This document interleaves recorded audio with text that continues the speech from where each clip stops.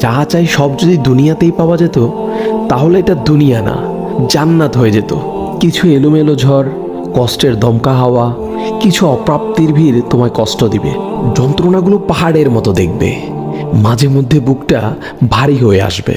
তবে কখনোই হতাশ হইও না, ভেঙে পড়ো না, কারণ এটাই দুনিয়া। এখানে সব চাওয়া পূরণ হবার নয়। মন যা চায় তাই যদি পেতে চাও তবে অবশ্যই তোমায় জান্নাতে যেতে হবে। সেখানে তোমায় আর কোনো কষ্টই ছুতে পারবে না। এই যে ছোটোখাটো কষ্টগুলো তোমায় আঘাত করে, এগুলো মূলত তোমায় জান্নাতের নিকটবর্তী করে এবং আল্লাহর সন্তুষ্টির দিকে দ্রুত গতিতে নিয়ে যায়।